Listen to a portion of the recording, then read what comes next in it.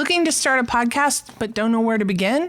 Look no further. The team at Dodge Media Productions has 20 years of experience as podcast listeners and observing the industry and 8 years experience in podcast production. We can help you take your podcast from idea to fruition, and we'll make the process seamless and easy. We'll help you with everything from recording and editing to hitting the charts on Apple Podcasts. So what are you waiting for? Contact us today and let's get started. DodgeMediaProductions.com. You're listening to Dodge Movie Podcast. Your hosts are Christy and Mike Dodge, the founders of Dodge Media Productions. We produce films and podcasts, so this is a podcast about films. Join them as they share their passion for filmmaking. Welcome back, everybody, to the Dodge Movie Podcast. This is episode 161, and we are talking about the 1950 film All About Eve, directed by Joseph Mankiewicz, who also did 1953's Julius Caesar, 1959's Suddenly Last Summer, if that sounds familiar to anyone, and then worked with Elizabeth Taylor again in 1963 with Cleopatra, and 1972 Sleuth. He was quite prolific as a director of that era. It stars Bette Davis, Anne Baxter, George Sanders, Celeste Holm, and Marilyn, a very young and new Marilyn Monroe. The DP was Milton R. Krasner, who did Monkey Business, in 55, The 7-Year Itch, and in 57, a favorite of ours, An Affair to Remember. Joseph also wrote this film, as well as many other films People Will Talk of in 1951, the aforementioned Julius Caesar in 53, The Barefoot Contessa in 54, and Guys and Dolls in 55. The synopsis for this film is a seemingly timid but secretly ruthless ingenue insinuates herself into the lives of an aging Broadway star and her circle of theater friends. And the tagline is, it's all about women and their men. Not the best tagline. I know, I had before we go into kind of what we normally do, I had a little bit of an aha, and I'm curious what your thoughts are. Today I was kind of just puttering, I think, in the kitchen or something. And I've been doing a little bit of research on Bette Davis and also just thinking about my perception of her. And I was quite young, kind of when she was aging out, I would say, of the movies. She wasn't as much in our zeitgeist, I guess, for lack of a better term. Yeah, I don't really remember her having a career later in life. Like perhaps, Katharine Hepburn. Right. So she very much came off like she was kind of like a bitter, angry old woman anytime I would see her. And I feel bad saying that because that was just from my young, 1970s, 1980s. And I saw an interview with Anne Baxter, and she was really kind of coming to her defense and saying that Betty really had to fight for a lot of the stuff she got, and people didn't give her, producers, and maybe they were like this to a lot of the women, but the people in control, the people in power, didn't make it easy for Betty. And so Anne, instead of just kind of going along, she fought back. And so, like, I did watch the Ryan Murphy Feud, I think you mean. Yeah, it was Feud, and it was Susan Sarandon, I believe, portrayed her, and then Jessica Lange portrayed Joan Crawford, or I may have swapped those, but because there was apparently a big feud between those two actresses. And my aha in the kitchen was, there are a segment of our society still today, men and women, I'm not going to stereotype, that enjoy at least women fighting, but definitely conflict, right? We see it a lot in like tabloids, and they'll even do like fights amongst men. But I feel like quite often they will pit one woman against another. I think you're referring to the entire Real Housewives franchise. Right, I know. And so I'm saying, I think there are men and women who enjoy that fight, that argument, that conflict. And so in watching this film, I asked you partway through, did you feel like Eve set out to infiltrate this drama group like the synopsis says, or did you feel like she kind of accidentally got there, got some kudos, got some accolades, and then the fame maybe went a little bit to her head, which then pitted her against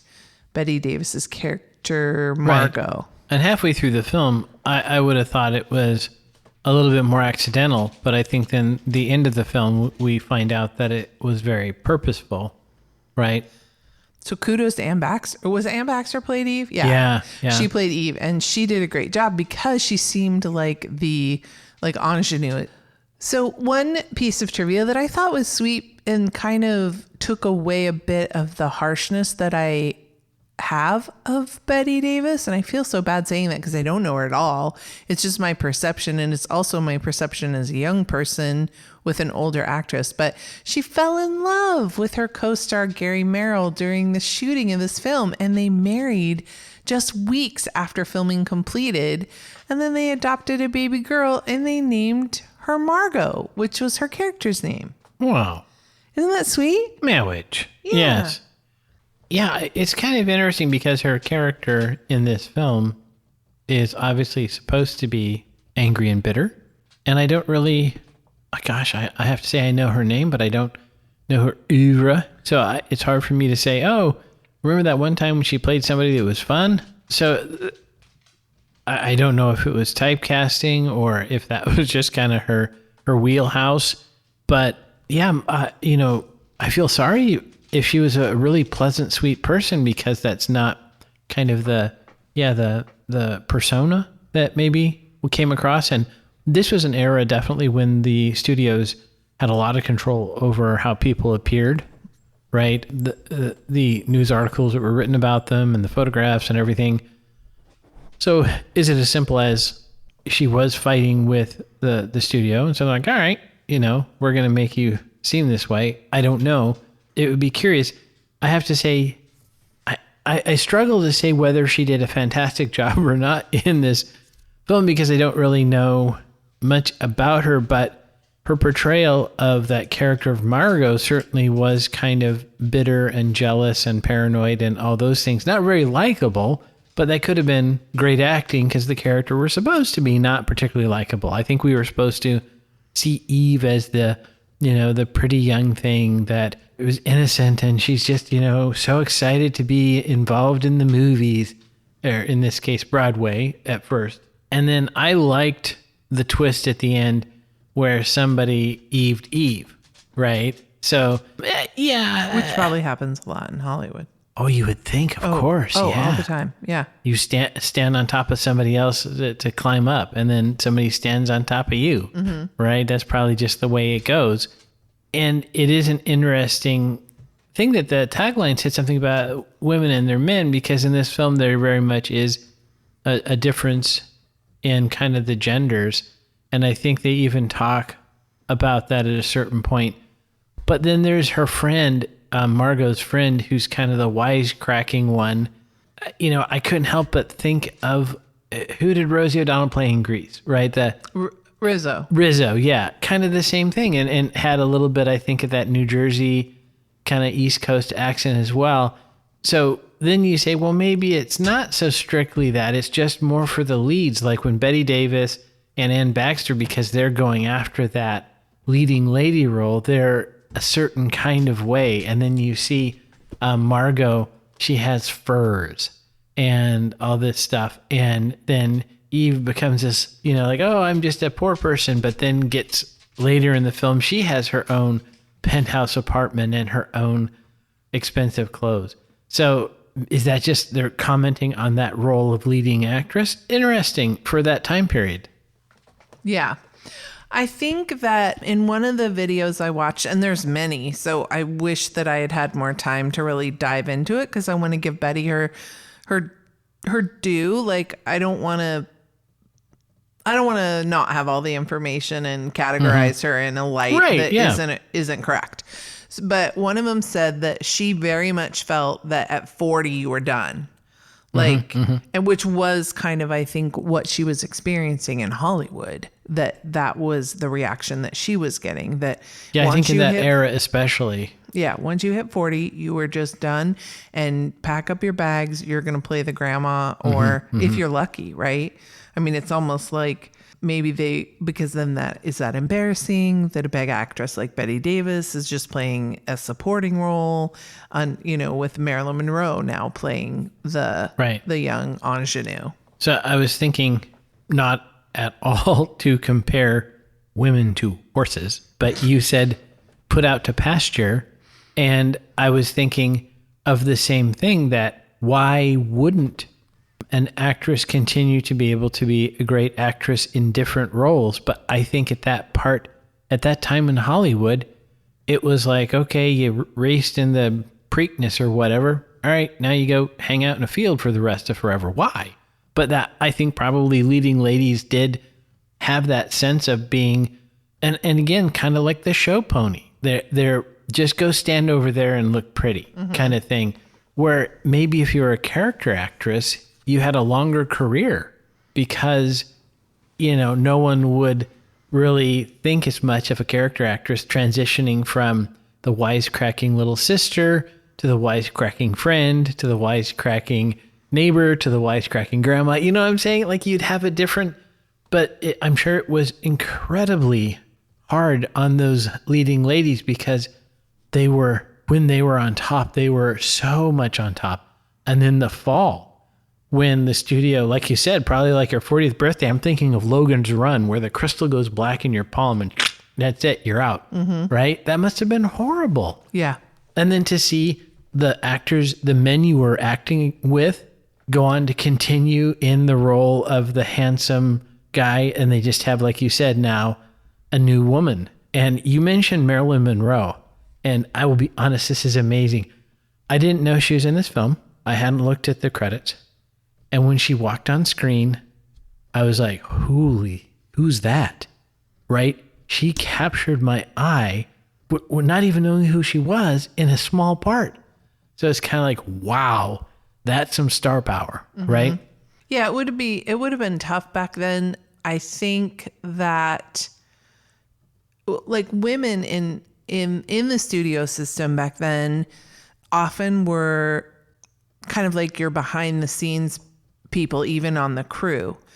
Like the script supervisor, I found out when I was doing research because I was interested in doing that job, that actually a lot of them didn't like being called scripties because it was short for like the scripty girl or something. Yeah, and diminutive, the Y at the end. Yeah, it was a pejorative, or maybe not quite a pejorative, but it was definitely to put someone down. The editors were often women because they didn't see that as, which, makes me crazy. They didn't see that as an important part of the filmmaking process, which we know there's the film you write, the film you shoot, and the film you edit. Okay. So it's very much just putting the film together like digitally is hard enough. But when you hear, especially back then, Dustin talk about the physical craft of putting the film together physically with the cutting and the taping and all of the cross-checking and how hard it is, that is like ridiculous that it was considered just like an administrative task. Exactly. And if you look at a lot of the films back then in the 50s, the 40s and 50s, oftentimes the editor is a female. And then just the costuming, usually that was probably a female driven. Right. So it just struck me because I was like, oh, it was all those men in power. Kind of, I wondered if they enjoy, Joseph Mankiewicz was the writer, and he's probably witnessed this, this type of thing playing out, that the new ingenue comes on and takes over for the. And there's a line he wrote where Addison DeWitt is talking about Margo, and he said about her first stage appearance. She played a fairy and entered quite unexpectedly, stark naked. She's been a star ever since. And I thought, isn't that fascinating? I mean, Mankiewicz put it right in there that she had to play off her sexuality to become a star, right? And we would like to point at, I of course think of Meryl Streep as a person who, to my knowledge, has not done a nude scene. That's certainly not the type of role she has taken. And we respect her for her acting ability, rightfully so. I don't think that was possible in 1950. Right. Which is interesting and ironic because they couldn't be naked, right? Then. Right. But that was, I think, what at least a leading lady, right? Right. A lead actress was expected to, Marilyn Monroe is a great example. Va va voom. She oozed sexuality. You definitely showed your sexuality and your appearance was part of it, but the nudity, I guess I was getting hung up on. Oh, yeah, the nudity as well. But I think, they did, Cleopatra, you mentioned that Elizabeth Taylor was in, and I know they, kind of danced around with some of those costumes at the time. And it kind of went back and forth, of course, over the years with the varying mores of the culture and society. But I think, certainly from like the 20s through the 50s, I would say at least, that was kind of, it goes along with you saying you're done at 40. There was this very specific role, and this film talks about that, right? And I think that's probably why it resonated with so many people, is because of that reality. So this is, before I move on to a famous line from this film, 33 years after this film, life imitated art when Anne Baxter stepped into Bette Davis's shoes to replace her on the Ceres Hotel in 1983 after she fell ill, and Bette never returned to the show. It was Anne Baxter's part from then on. So that's kind of fascinating that what we saw in this film actually came to pass for these two ladies. And this film is known for the 9th most quoted as according to the American Film Institute. And I didn't know that this line was from this movie. I knew this line very well. Fasten your seatbelts. It's going to be a bumpy night. Which is fascinating because until I read that trivia, I don't think I had ever heard that phrase before. You're kidding me. No, I can't put my finger on it. Yeah, I was like, how is this oft quoted? I don't think I've ever heard somebody say that. Oh my gosh. Okay. Yeah. I guess that shows what a film nerd I am because I've heard it quite a bit. Where we're going, we don't need seatbelts. That one I might know. You've heard that one. We're deep into the show, but kick us off with your pickup line. The Sarah Siddons Award for Distinguished Achievement is perhaps unknown to you. Oh, they're at that. The award show. It opens with the award show. Yeah. And a very long VO from the character Addison DeWitt, who is Off screen at the time, right? Yes. He's a critic. Well, I think he was at the thing, so I don't know if it's VO or OS. Good question. He's portrayed as a theater critic, but we find out later that he's actually kind of a kingmaker in Broadway, and he chooses whether or not Eve is going to be. And I made a note that he sure is arrogant, his dialogue.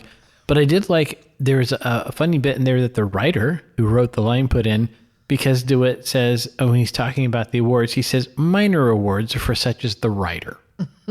Did you like that line? I thought that was fun. Being a writer yourself. Yeah. I'm sure Mankiewicz was making a comment. So we talked quite a bit about plot leading up to your pickup line, but let's move into like cinematography. Was there anything in this that you noticed or took note of? It seemed very... I was going to say staged, but it was, it took place largely on a stage. Right, on a sound stage. I made a couple of notes. One is, was that a 4:3 or a 3:2 aspect ratio? It's very square. Mm-hmm. I thought it was 4:3. There was a classic Hollywood Vaseline on the filter shot to introduce Celeste Holm. Mm-hmm. I thought that was interesting. And then a lot of panning in the theater at the auditions. I noticed that. Yes, that's right. Lots of panning. That. Yeah. Interesting. Yeah. But it did feel a bit, or I should say, look a bit like that it was a play that was filmed, right? Mm-hmm. With just kind of the staging and the sets and things, mm-hmm. which again makes sense. It's about Broadway people. Yep. After this film, which is hard to believe, I need to look up. I'll put in the show notes, everybody. I never saw anywhere that this was her first film, but apparently kind of her breathy way of speaking and her mannerisms, she adopted as and Marilyn Monroe was a character kind of. Happy birthday, Mrs. President. Right? Yeah.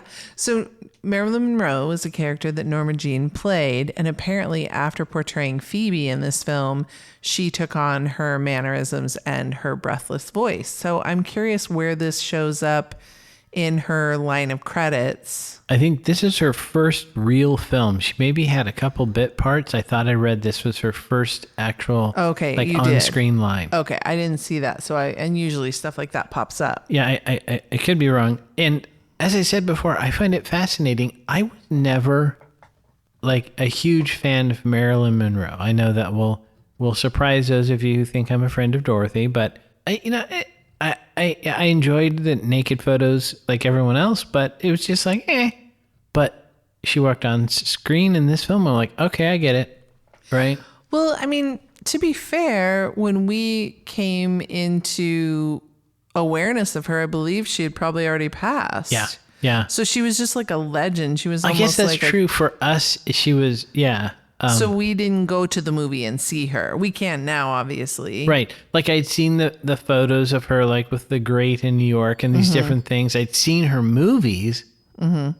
I'd seen Gentlemen Prefer Blondes and all of that stuff. So I'd seen her, but I think maybe at that time I was a youngster and I maybe didn't respond like an adult would, but I was just... Like an adult man did last weekend? Yeah. Like, wow. Waka. Oh, yeah. Yeah, the Roger Rabbit eyeballs. Yeah. And I found that so fascinating because of the subject matter of the film. Yeah. Right? Yeah. I know, and she was such a... Because in our minds, like you were saying, she's such an icon, but then in the film, she was almost... I don't mean this meanly, but like she was like a nobody. Like Phoebe's character she was there and then she was gone. Just a couple of lines, but one of them was really good. You won't bore him, honey. You won't even get a chance to talk. That was a good line. That Mankiewicz guy had a clever turn of phrase. Yeah, he did. I did make note that there was a lot of witty shouting matches. Normally, when people get into shouting matches, there's lots of F words and stuff like that. But these people were witty. They're theater folks. And it gave you a reason to... Are you surprised it's taken this long to get into that voice? I am. All right, fair enough. 24 minutes into the podcast. And anything else that you want to chat about before we go into our... I guess this is maybe a new category of Blackpool Continuity Award. When Bill calls Margo on his birthday, both of their clocks are accurate and they advance accurately throughout the conversation. So the Blackpool Award for Continuity. Mad props to the production designers, I guess. And speaking, though, of sets, there's two things I had to bring up. One is Lloyd has a pipe rack on his credenza. Ooh. He has like a half dozen different pipes. And so he has a little rack for them. They're all right next to each other, like a gun rack, but for pipes. So do you think it's like ladies in their underwear? There's a Monday pipe, a Tuesday pipe, a Wednesday pipe? Or do you think that they're... For our pipe listeners. Yeah. All of our pipe aficionados. Write in and tell us. Or like if you know how like, perfect example, coffee. If you're drinking espresso, you want it finely ground. And if you're drinking kind of like a drip, there's a different kind of. So I wonder if with pipes, are there different, tobaccos that you used with different pipes? I'm going to say yes, because I did, while doing research for National Treasure, or was it Treasure 2, one of the Cage movies, there's a pipe. And so I did a little research about pipes, and the materials of the bowl do matter and have different responses. So I bet there is like, this is for my Sweet Briar tobacco, and this is for the wacky tobacco, who knows? So this is where I could either look for a documentary or I could say, I wonder if somebody has researched this. And folks, that's all I have to say. And in a week, somebody will in my home have researched this and will share the information with me. To the internets. And the other thing, it was kind of, I guess it's two parts, but about the props at the dinner. So there's a scene where Margo is at dinner with the other couple, and then Addison DeWitt and Eve are at a separate table. And I noticed that the foretop looks incredibly small. It looks like it's a two-top that they jammed all 4 actors around. And so my note was, were dinner tables actually that small in 1950, or was that for the camera department? I think that was totally for the camera department, because this is my theory.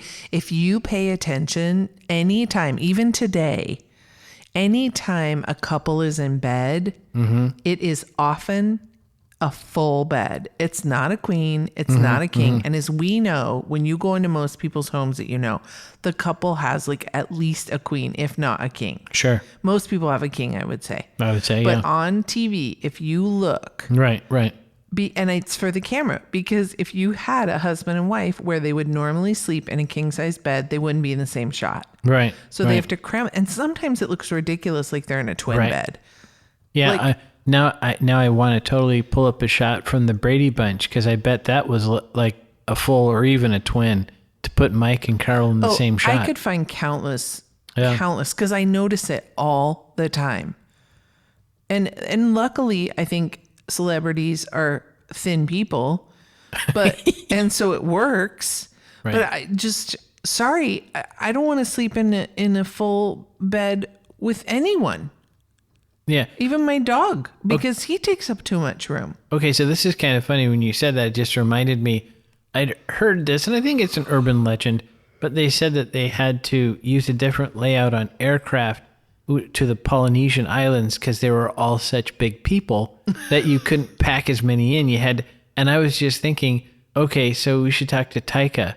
Like, do the Pacific Islanders, do you have to shoot differently because you can't fit as many of them in there? But like if you're shooting like a French movie, you can get a lot in the same frame. Who knows? It'd be interesting. I should look up like Rosanne and Dan's bed and see if it was like a full or if it was bigger. There were some sturdy actors there. Yeah. Yeah. Or like Mike and Molly. That one you might be able to find. I was thinking what was the Matt LeBlanc one? We saw their bed, his most recent sitcom. I don't remember the name of it, but I know what you're talking about. I'm sorry, Mr. LeBlanc. I don't remember. My mind is going LeBlanc on your show name. Oh, man. All right. With that groaner, was there any head trauma in this film? There was head trauma. I'm going to give a halvesy because at one point, Bill grabs Margo by the arms and throws her down on the chaise. So I'm going to go ahead and say that might qualify. And then later, Eve laughs at Addison DeWitt, so he slaps her. How dare you? And I'm going to say I think he really slapped the crap out of Anne Baxter. I bet that he did. shot looked pretty realistic. Which, by the way, also, both of those land in the couldn't be made today category as well. We can't fake it, sweetie, so he's really going to have to give you one. Right. There's also nonstop cigarette smoking, which would not be allowed today. Well, I think in a film it's allowed. What do you mean? It wouldn't be allowed. Oh, I don't think you can make a film. TVA still. Not at this level. I don't think you could. Oh, yeah. It's definitely, yeah. And then the thing we cannot forget to mention, because we talked about it for quite a bit during a pause in the movie, is there are 7 lawn jockeys on screen at the same time. I mean, it was ridiculous. And weren't they indoor? Or are they outdoor? But I thought they were indoor. Yeah. Like at a club or something. It was just jaw-dropping. Yes. Things that it's good that we don't do anymore. Yes. Wow. All right. How about a smoochie on to... Smoochie. Better, nicer, sweeter things. Almost smoochie. Bill almost smooches Margo at the airport gate, and then he gets interrupted, which happens a lot. How often does that happen in real life? I think rarely. I think if you're going to go in for a smooch and your friend walks up, you smooch. Mm-hmm. Your friend can wait 10 seconds. You complete the smooch. Yeah. Agreed. There might need to be an award like that for completed smooch. I'll have to think about that. Oh, listeners can write in what movie shows somebody completing the smooch despite the interruption.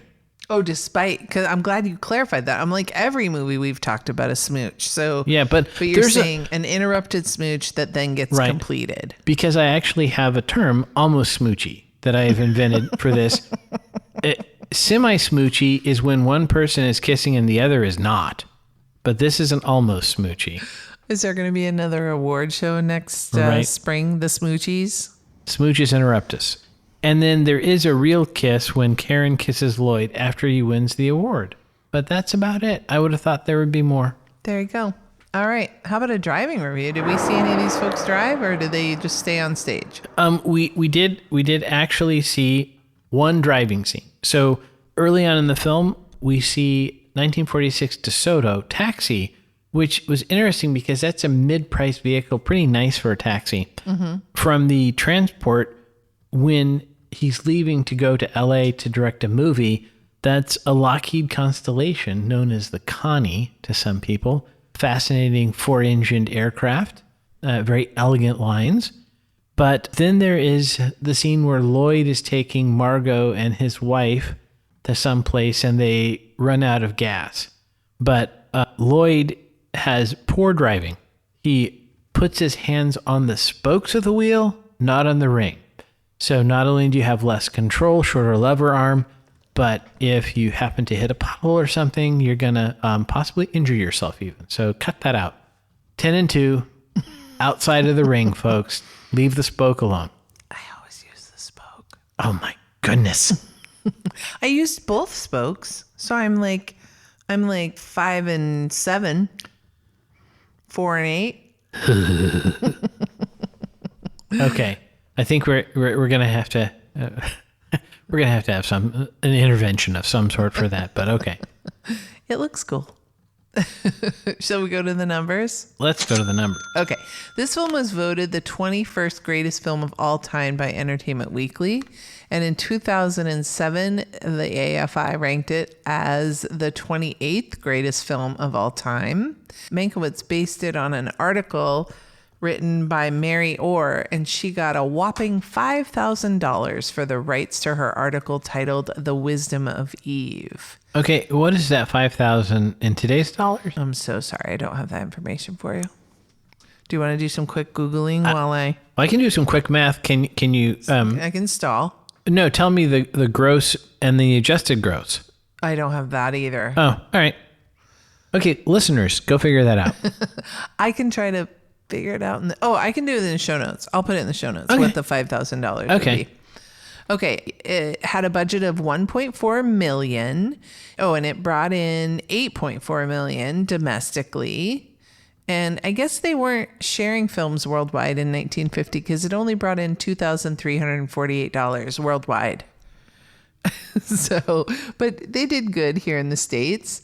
IMDB gives it an 8.3 out of 10. This is a very popular movie with critics, 99%, and audiences give it a 94%. It was 2 hours and 18 minutes, a bit long for us folks. I believe we had at least one potty break. That is well past the moral line. It was before we rated films, so it passed. Okay. It's listed as a drama. It's a 20th Century Fox film, and it won 27 awards and got 20 nominations. George Sanders won for an Oscar for Best Actor and a supporting role. Mankiewicz won for screenplay and directing. Edith Head, who is a very, very famous costume designer, won for Best Costumes, and Daryl Zanuck won for Best Picture. So he must have been the producer on that. Is Edith Head the person that was the basis of the costume lady in The Incredibles? I think she was called Edith. Yes, yeah. I believe so. Yes, you are correct. And we watched this on Apple, so we paid a whopping $3.99 to be able to watch it. And speaking of watching, let's see what we're going to watch next week. Walk the Line. Okay, cool. So have a great weekend. Enjoy the movies that you watch, and we'll see you back here next Sunday. But never forget, Dodges never stop, and neither do the movies. Thanks for listening to Dodge Movie Podcast with Christy and Mike Dodge of Dodge Media Productions. To find out more about this podcast and what we do, go to dodgemediaproductions.com. Subscribe, share, leave a comment, and tell us what we should watch next. Dodges never stop, and neither do the movies.